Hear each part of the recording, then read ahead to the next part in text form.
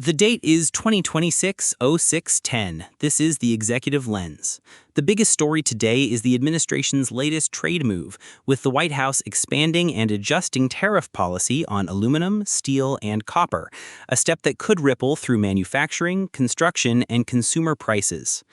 According to the White House proclamation titled Further Adjusting the Tariff Regimes for Imports of Aluminum, Steel, and Copper into the United States, the administration says it is changing the tariff structure on those imports as part of a broader effort to protect domestic industry.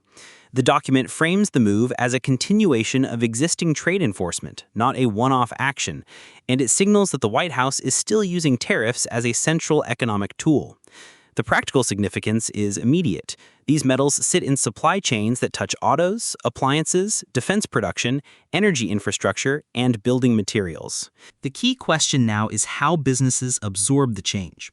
The White House has not, in the proclamation itself, laid out every downstream effect on pricing or sourcing. But tariff shifts of this kind typically force importers, manufacturers, and distributors to decide quickly whether to pass costs on, shift suppliers, or delay purchases. That makes the announcement important not just as trade policy, but as a signal to markets that the administration is willing to keep pressure on strategic industrial inputs. For companies already managing uncertainty around freight, inventory, and demand, the policy could add another layer of volatility. On the government actions front, the White House also issued implementing schedule policy/career in the accepted service. The order indicates a personnel and classification change inside the federal workforce, but the administration has not yet provided a broad public explanation in the material available here. The immediate relevance is internal government management.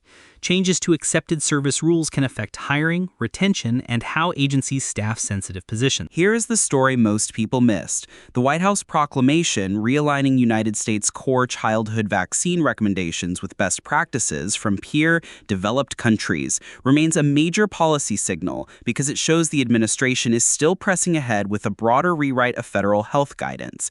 Even if the announcement was covered yesterday, the operational impact is still unfolding, and agencies, insurers, and state officials will be watching for implementation details.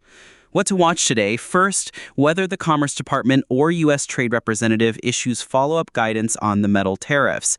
Second, whether industry groups respond with warnings about price increases or supply disruptions.